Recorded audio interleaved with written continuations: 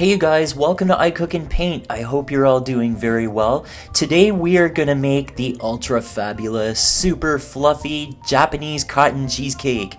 If you've never heard of this, it's kind of a cross between a sponge cake and cheesecake. And yeah, I know it seems like kind of a difficult and intimidating cake to make, but believe me guys, it's not. Look at how soft and cottony that cake looks. There's only a few simple ingredients in it and the rest is really easy. Ready? In a medium saucepan, you want to start with 4 ounces of cream cheese, some whole milk, and some butter.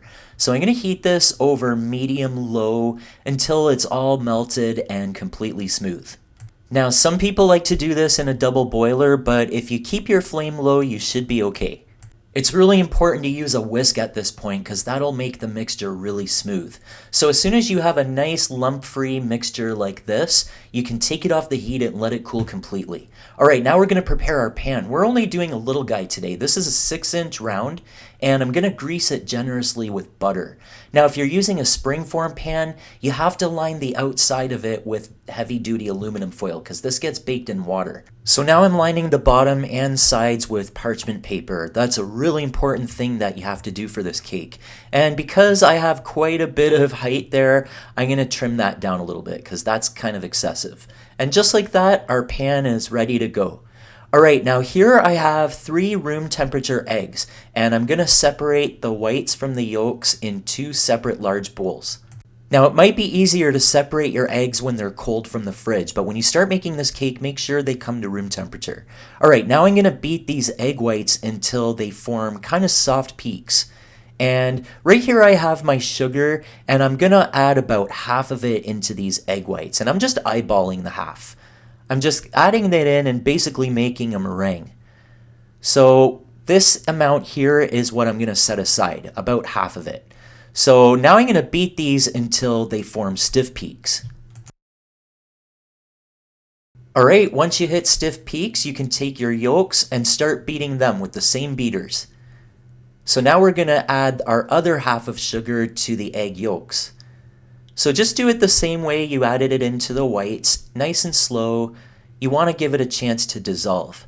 Once all the sugar's in, it's going to look thick and pale, and then you add some vanilla extract. Alright, now we're going to take our completely cooled cheese mixture and add it into these yolks. And by the way guys, I just want to take a quick sec to thank you so much for watching, and if you haven't subscribed to I Cook and Paint yet and you like my videos, then please hit that subscribe button along with the little notification bell, because it means so much to me when you do that, it really does. Alright, now I'm going to take my cake flour and cornstarch and add it in through a sifter. So you have to sift this cake flour and cornstarch in because cake flour can be pretty lumpy.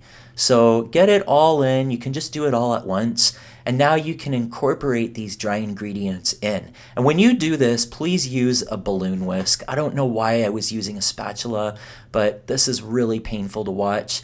It's so much faster and easier with a whisk, so yeah, use a balloon whisk. Oh man, thank God that's over. Okay, now I'm going to take my whipped egg whites and add them in a third at a time.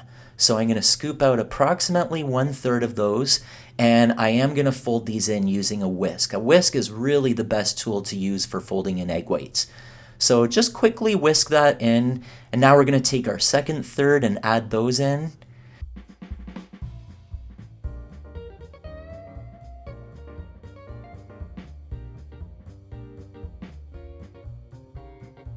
Alright, at this point you're going to want to preheat your oven to 300 degrees Fahrenheit or 149 Celsius.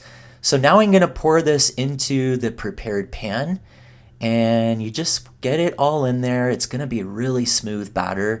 And then you take your pan and you kind of slam it on your counter a few times. This is going to release any air bubbles in the batter.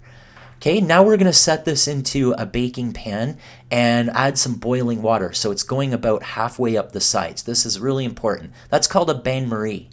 So now we're going to bake this in our preheated oven for about 55 minutes to 1 hour. After that, you turn off your oven and you open the door slightly and let it sit in there for another hour. And then you can take it out and it's almost cooled completely here. It kind of grows a lot and then it shrinks again, so you can expect that to happen. So now we're just going to take the paper off. Now you can serve this up with some fresh fruit or some berries, maybe a little whipped cream. Some people sprinkle them with powdered sugar. Serve it however you want. I like it just plain, to be honest. However you serve it, look at that. Look at how soft and fluffy that looks. Whoa. If you ask me, that looks pretty darn good. And some people actually call this jiggly cheesecake because when you shake it, it actually jiggles. That's kind of funny, eh? I guess everybody loves a dessert that jiggles. Okay, now we're going to cut into it so you can see the texture. So it's very soft, it's very cottony. It almost reminds me of angel food cake at first.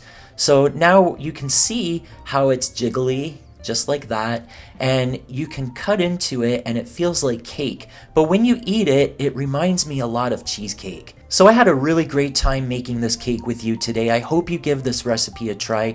Don't forget the recipe link is down below in the description box. Thank you so much for watching, you guys. Remember to subscribe to I Cook and Paint, and I will see you in the next video.